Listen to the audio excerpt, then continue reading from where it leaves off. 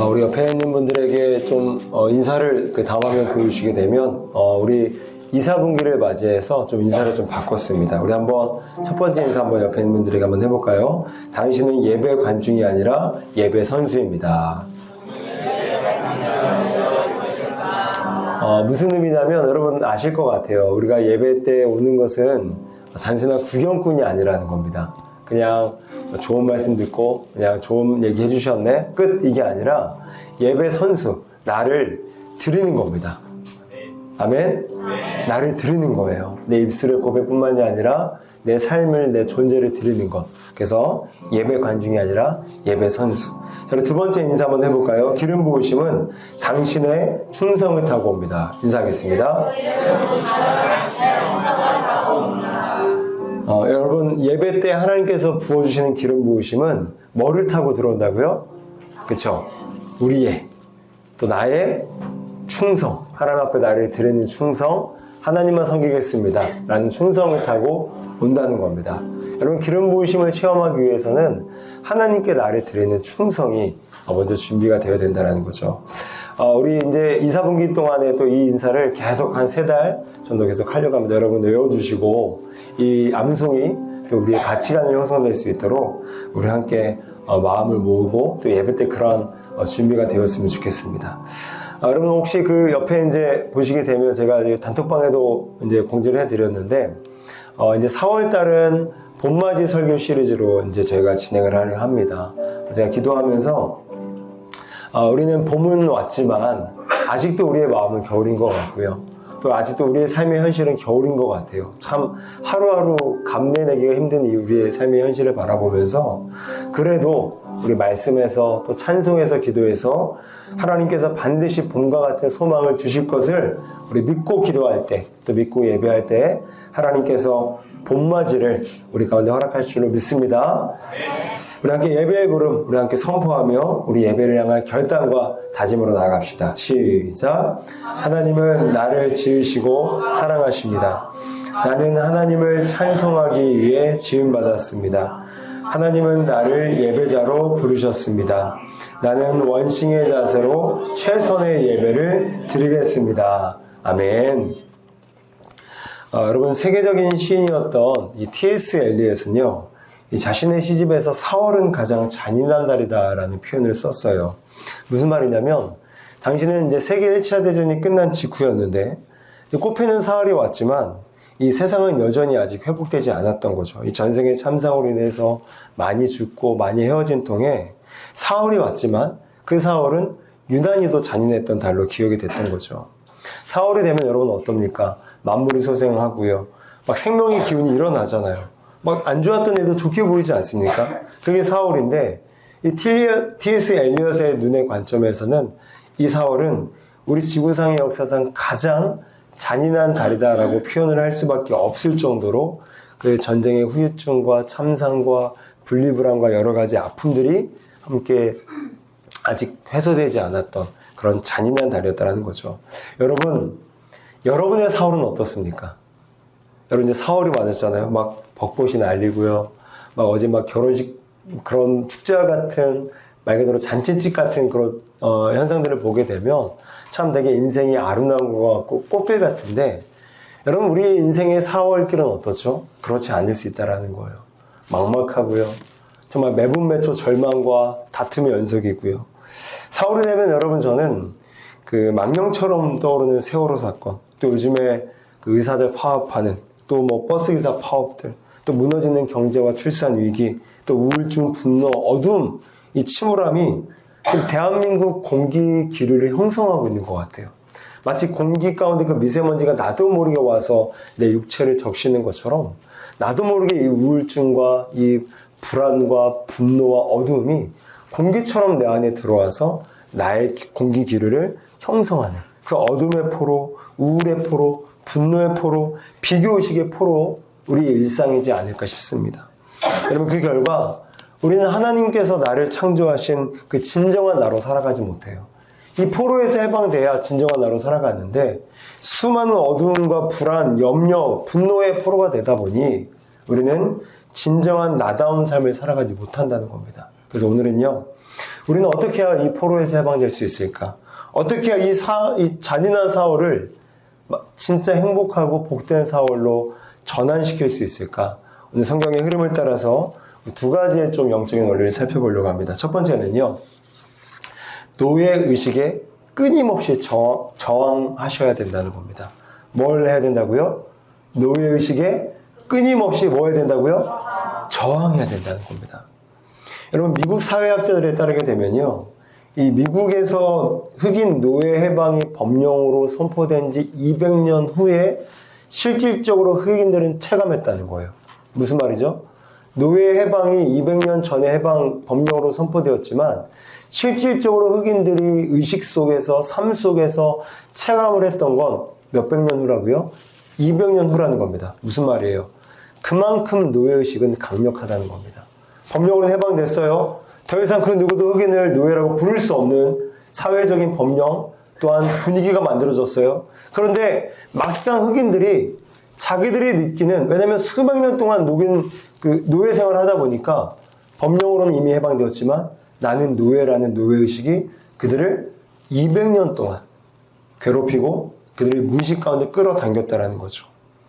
여러분, 이건 영적으로도 마찬가지입니다. 우리가 그 의식, 이 마귀의 포로의 의식, 또한 죄가 주는 유혹의 포로의 의식에 저항하지 않잖아요. 우리는 굉장히 자연스럽게 그 죄의 노예 의식에 시달리게 됩니다. 그래서 불안이 당연해지고 분노가 당연해지고 제가 와서 닿는데 이질감이 없어요. 이미 포로 상태니까. 그래서 저항하지 않으면요, 조금이라도 저항하지 않으면요, 그 조금이라도 우리는 포로에서 해방될 수 없다라는 거죠. 자, 오늘 우리가 읽으셨던 본문 137편, 이 시편은요, 예루살렘, 즉 이스라엘 사람들이 바벨론 포로에서 해방되고 나서 직후에 과거를 회상하면서 지었던, 자기의 포로 시기를 회상하면서 지었던 시예요. 자, 우리 3절 말씀을 보게 되니까 우리 한번 같이 한번 읽어보실까요? 시작. 사로잡은 자가 거기서 우리의 노예를 청하며 우리를 황폐하게 한 자가 기쁨을 청하고 자기들을 위하여 시온의 노래 중 하나를 노래하라 하리라. 우리를 황폐한 자가 기쁨을 청한다. 이게 무슨 말이냐면, 한글로 바로 번역하게 되면 희낙낙거리다라는 뜻입니다. 무슨 말이냐면, 바벨론인들이 이스라엘 사람들에게, 야, 너희 우리 앞에서 희낙낙거려봐, 춤추고 노래하면서 구걸해봐, 목숨만은 살려줄게, 지금 이런 분위기라는 거예요. 그런데 우리가 아까 읽었지만 5절을 보게 되니까 뭐라고 반응합니까? 이스라엘 사람들이 내 오른손이 그의 재주를 잊을지로다. 무슨 말이냐면, 내가 수금을 안 쳐서 그 수금을 치는 재주를 잃어버릴지언정 나는 당신들 앞에서 희낙낙거리지 않겠다, 노래하고 춤추지 않겠다라는 거예요. 6절을 보니까 내 혀가 입천장에 붙였다. 무슨 말이죠? 벙어리가 돼도 좋다라는 거예요. 당신들 앞에서 입을 벌리지 않아서 입이 녹이 슬어서 벙어리가 될지언정 나는 당신들의 그 회유와 협박과 위협 앞에 굴하지 않겠다, 저항하겠다라는 겁니다. 여러분, 이것이 오늘 우리에게 주는 도전이 뭡니까? 저항해야 된다는 거예요. 저항하지 않으면 여러분, 바벨론 의식, 즉 이 세상의 가치관은요 굉장히 강력합니다. 그럼 그렇잖아요. 우리 좀만 영적인 긴장감을 풀어보세요. 뭐가 툭툭 튀어나오죠? 네, 뭐가 툭툭 튀어나와요. 죄성이 툭툭 튀어나옵니다. 짜증나고요, 분노가 일어나고요, 보기만 해도 꼴보기 싫고요, 사랑이란 감정이 도저히 안 느껴질 정도로 저항하지 않으면 영적 긴장감이 없어진 상태에서 우리의 죄성이 툭툭 튀어나옵니다. 뭐 다들 경험해 보셨을 거예요. 여러분, 일제시대 때 우리나라 이상화 시인은요, 빼앗긴들에도 봄은 오는가라는 시를 발표하게 됩니다. 근데 이 시의 이 마지막 연을 보게 되면 이런 표현을 해요. 그러나 지금은 들을 빼앗겨 봄조차 빼앗기겠네. 무슨 말이죠? 여기서 말하는 들은 뭡니까? 우리나라의 주권을 가리킵니다. 이미 빼앗겼어요. 들은 빼앗겼어요. 그런데 이상화 시인이 안타까워했던 건 뭐죠? 봄조차 빼앗기겠네. 여기서 말하는 봄은 뭐죠? 독립에 대한 의지, 저항 의식을 가리킵니다. 그러니까 이미 주권을 빼앗겼지만 이상화 시인은 주권을 빼앗긴 것 그 이상의 슬픔은 뭐냐? 그 이상의 참담함은 뭐냐? 사람들의 인지 이직 속에서 일제시대가 당연해졌고 더 이상 저항에 대한 필요성도 못 느낄 만큼 이미 식민화가 삶의 일상화가 돼버린 겁니다. 그러니까 오늘 이상화 시인은 들을 빼앗겨 봄조차 빼앗기겠네. 진짜 빼앗길 건 땅이 아니고 주권이 아니라 우리의 의식인데, 우리의 독립성인데, 우리나라가 우리나라 자체로 살 수 있는 그런 주체 사상인데, 주체 의식인데, 이것마저 빼앗겨 버린 지금 대한민국의 수많은 사람들의 마음과 모습이 안타까웠던 거예요. 여러분, 이상화 시인처럼 이렇게 저항하지 않으면요, 이렇게 참담함을 느끼지 않으면요, 우리는 죄에 금방 잡혀먹히게 됩니다. 여러분, 죄는요, 생물 같아요. 이게 그냥 있지 않습니다. 우리가 세게 나가잖아요. 얘가 약화됩니다. 근데 우리가 약화되잖아요. 얘가 세게 나옵니다. 여러분, 고정적이지 않아요. 죄는 생물과 같이 수많은 타임과 패턴과 상황 속에서 자신의 모습들을 계속 변형시킵니다. 그래서 이 사람이 이 사람에게 맞게, 저 사람은 저 사람에게 맞게 유혹하고 위협하는 거예요. 그런데 저항하지 않으면요, 그 죄는요, 우리가 너무 쉬운 거예요. 여러분, 2차 세계대전이 끝나고 우리가 잘 아는 것처럼 아우슈비츠 수용소에서 무려 600만 명의 유대인들이 죽게 됩니다. 그런데 굉장히 재밌는 연구 관찰을 하나 했어요. 이제 2차 세계대전이 끝나고 어떤 한 역사학자가 수용소에서 살아남은 유대인들을 조사했더니 한 가지 공통점이 나왔어요. 수용소에서 어떤 생활을 했는지를 봤겠는데, 여러분, 그 당시에는요, 매일 오후 4시에 커피가 나왔다고 합니다. 그런데 뭐 어떤 날에는 이제 식량이 부족하게 되면 밥이나 커피 중에 둘 중 하나를 선택해야만 됐어요. 그런데 포로 수용소에서 살아남은 모든 생존자의 공통점은 밥과 커피 중에서 뭘 선택했을까요? 뭐겠어요? 커피였습니다. 네, 저는 이 시모니의 태도를 매우 베리머치 칭찬해주고 싶어요. 우리 박수 한번 칠까요? 여러분, 틀리면서 칠심을 주는 문화는요, 정말 예수 이름으로 다 사라져버려야 됩니다. 그럼 틀린 게 아닙니다. 둘 중에 하나에서 어떻게 저렇게 쉽게 틀릴 수 있겠는가? 라고 여겨질지 모르겠지만, 여러분, 저는 저런 용기가 너무너무 좋아요. 그리고 여러분이 너무 막 표정이 막 심각해지잖아요. 저도 심각해져. 근데 여러분들이, 은혜 된다. 와, 진짜 말씀 막 너무 좋다. 이런 표정이 나오잖아요. 그럼 저도 막 신나갖고 막. 그렇다고요. 커피를 선택했어요. 생존자들은. 왜 그렇죠? 그들은 짐승 같은 대우를 받습니다. 막 매질하고요. 막 노동력 해야 되니까 밥을 먹이는 거예요. 어떻게든. 근데 밥과 커피 중에 우리가 만약 선택할 수 있는 상황이라면 우리는 커피만 선택한 사람은 다 생존한 거예요. 뭐죠? 우리가 그렇게 매질을 견딜 수 없고 심한 노동을 견딜 수 없어서 밥을 먹어야 되는 상황인 건 맞지만, 커피가 의미하는 게 뭡니까? 밥이 의미하는 게 뭡니까? 밥은 우리는 먹고 사는 문제에 매진하지 않겠다라는 거예요. 그들의 노름에 놀아나지 않겠다라는 겁니다. 때로는 굶더라도 커피가 뭘 상징해요? 나는 인간답게 커피를 마시겠다라는 거예요. 인간의 마지막 가치를 나는 커피를 마심으로써 저항해서 지켜내겠다라는 겁니다. 그들이 원하는 대로 너 커피 마시지 마. 밥 먹고 너는 들짐승처럼 일을 해야 돼. 라는 요구 옆에서 아니야. 우린 커피 마실 거야. 밥이 못 먹어서 힘이 없어도 우린 커피를 마심으로써 인간은 이러한 고귀한 가치임을 우리는 저항함으로 보여주고 싶었던 거죠. 그 결과 마지막까지 커피를 선택한 사람들은 다 생존하게 됩니다. 그런데 끝끝내 밥을 선택한 사람들은 그 환경에 익숙해져서, 그 포로 생활에 익숙해져서 결국 생존하지 못했던 결과를 이 역사학자는 발견해내게 됩니다. 여러분, 이들이 포로 수용소에서도 포로 살지 않았던 이유가 뭐였죠? 능력이 뭐였죠? 힘이 뭐였죠? 저항이 있기 때문입니다. 굶을지언정 배고플지언정 짐승처럼 먹고 사는 문제에 맺은 밥이 아니라 나는 커피를 마심으로써 우리를 학대하는 당신들 앞에 내가 인간임을 보여주고 싶은 거예요. 그 의식이 껴있으니까 아무리 학대하고 때려고 매질하고 노동력을 굴려도 끄떡하지 않을 수 있었다라는 거죠. 여러분, 그렇다면 우리에게 커피는 뭡니까? 우리에게 커피는 뭐죠? 신앙이에요. 신앙입니다. 세상과 죄가 유혹하고 위협해도 나는 절대로 그들의 요구에 순순히 따르지 않겠다라는 거예요. 나는 신앙으로 살아가겠다라는 겁니다. 이것 때문에 내가 손해를 본다 할지라도, 이것 때문에 때로는 굴곡을 겪는다 할지라도, 이 신앙의 저항이 있을 때 우리는 포로에서 해방될 수 있다는 거예요. 여러분, 여러분의 지금 마음 가운데 있는 노예의식이 뭡니까? 사람마다 다 다를 수 있어요.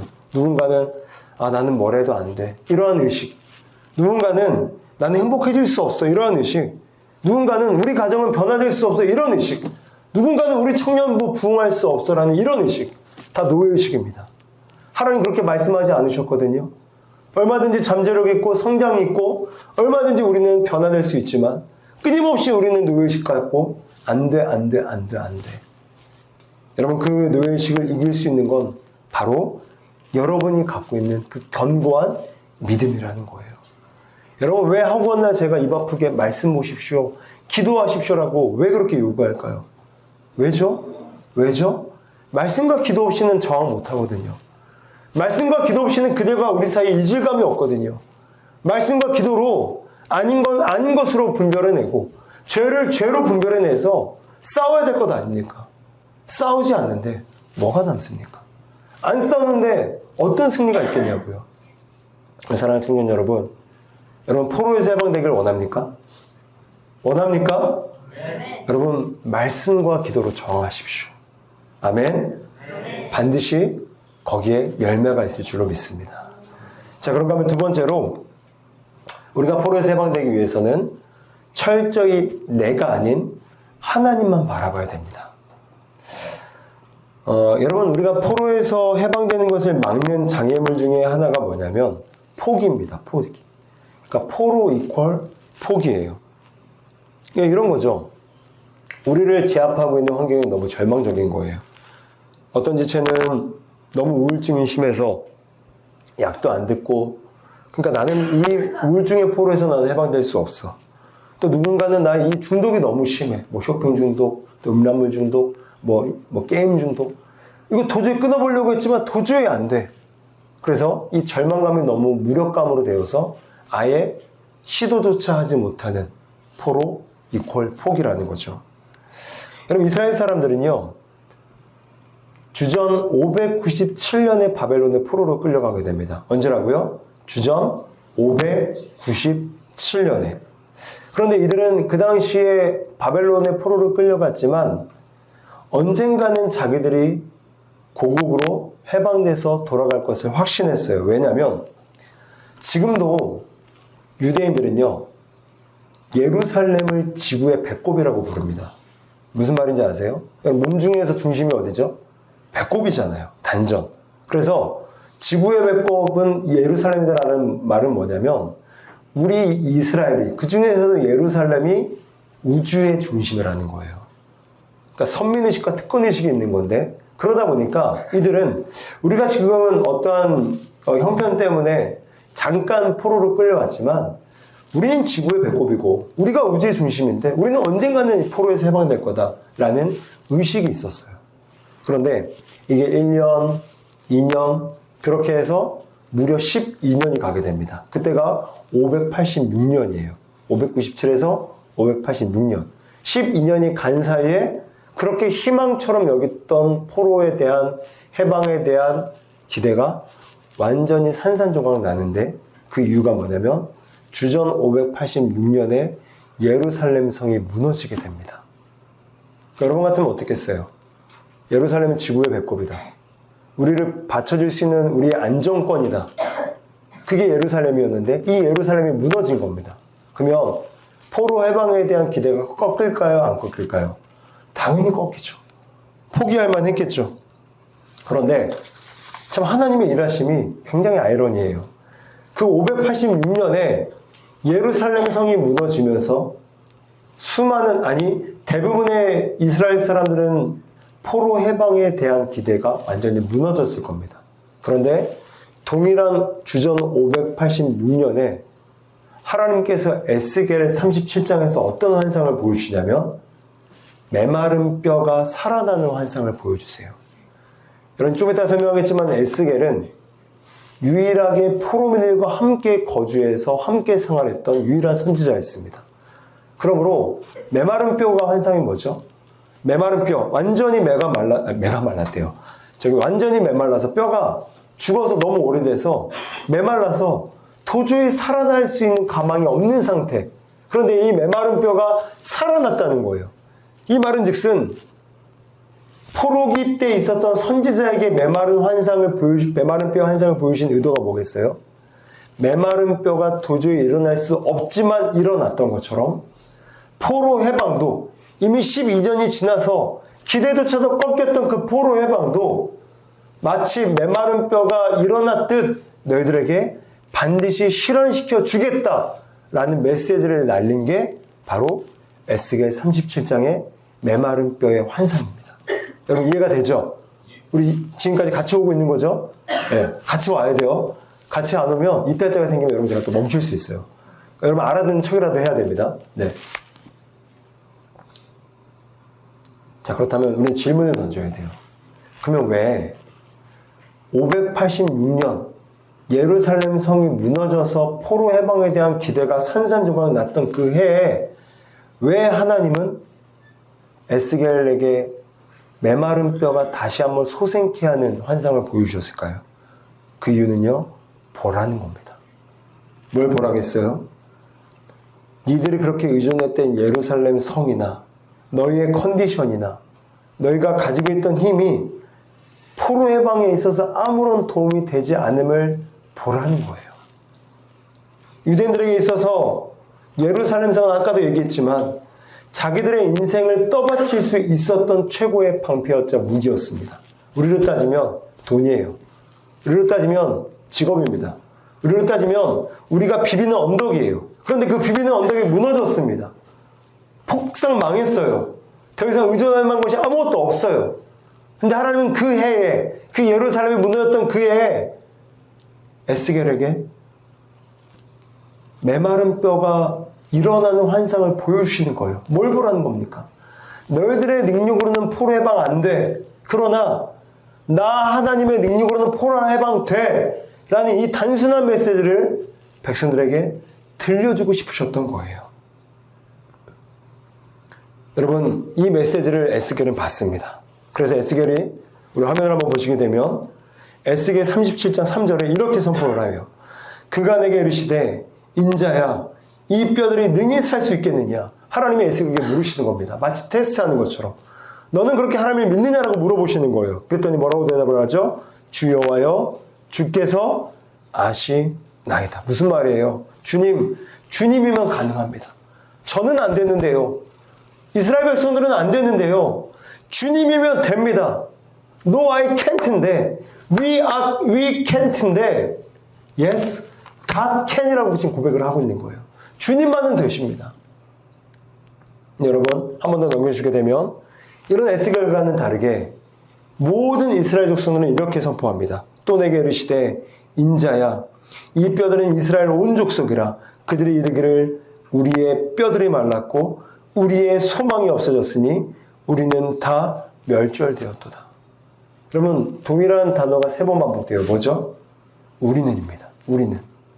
아까 에스겔은 주님을 바라봤어요. 우리는 안 되지만 주님이면 됨입니다. 주님이면 아심입니다. 이건 주님이면 된다는 거예요. God can이라는 거예요. 그런데 오늘 에스겔을 제외한 모든 이스라엘 백성들은 우리는 안 되고, 우리는 말랐고, 우리는 없어졌고, 우리는 멸절되었습니다. 뭐죠? No, we can't. 에스겔은 Yes, God can이라고 외쳤지만 이들은 No, we can't라고 외칩니다. 이스라엘 족속들은 우리를 바라본 거예요. 나를 바라본 거예요. 나를 바라보고 우리 환경도 안 좋고 이미 예루살렘 성도 무너졌고 뿔뿔이 흩어졌고 벌써 12년이나 포로 생활이 지나버렸고 No, we can't. 우리는 안 됩니다. 그러나 에스겔은 똑같이 압제받고 똑같은 포로민 가운데 거주했지만 에스겔은 자기를 바라보지 않았어요. 주변을 바라보지 않았습니다. 대신에 하나님만 바라본 거예요. 그랬더니 에스겔은 대답합니다. God can. Yes, God can. 됩니다. 왜 안 됩니까? 되고 말고요. 그러다 수많은 이스라엘 사람들은 안 돼요. 우리 멸절됐잖아요. 우리 소망 없잖아요. 우리 힘이 뿔뿔이 흩어졌잖아요. 결국 누구를 바라보느냐에 따라서 포로 해방의 유무는 갈릴 수밖에 없다는 거고, 그것이 우리 현실의 차별성으로, 차별화로 이어진다는 거죠. 여러분, 사실 이 에스겔이 이러한 믿음을 갖기는 굉장히 어려운 사람이었어요. 왜냐면요, 에스겔은 레인입니다. 레인이 뭐죠? 제사장은 반드시 레인 출신에서만 제사장이 돼요.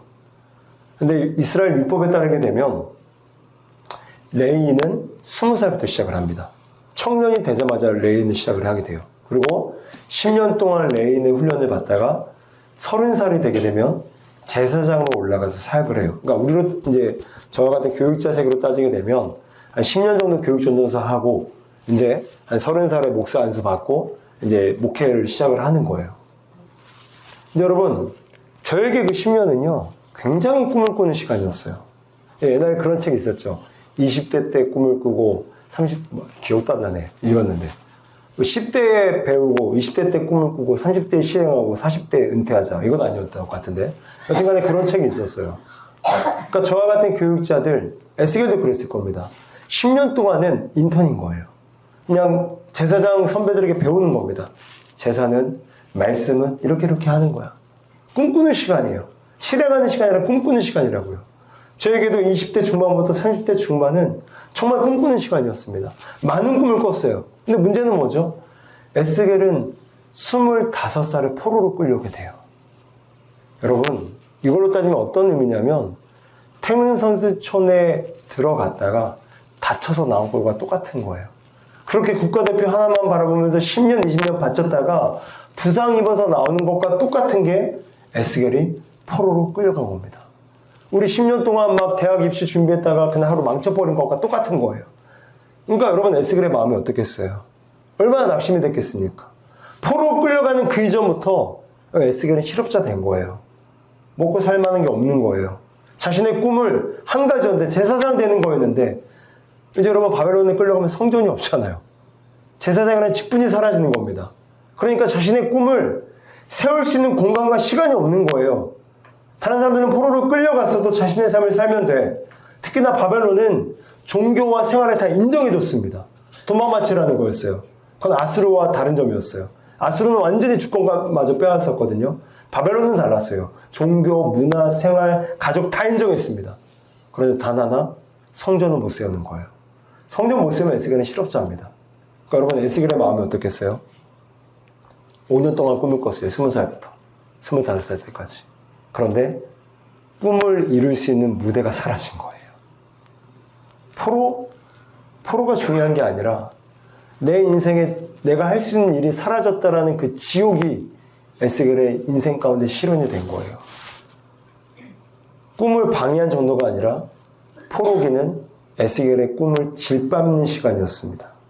그런데 놀랍게도 에스겔은 이 꿈을 포기하지 않아요. 내가 반드시 돌아가서 예루살렘 성전에서 나는 예배하리라. 나는 그 성전에서 제사장의 사명을 내가 꿈꾸고 훈련한 대로 나는 마땅히 나의 일들을 해나가리라는 꿈을 포기하지 않습니다. 왜요? 왜 그렇다고 했죠? 에스겔만큼은 나를 바라보거나 환경을 바라보지 않고 누구만을 바라봤다고요? Yes, God can. 하나님만 하실 수 있습니다.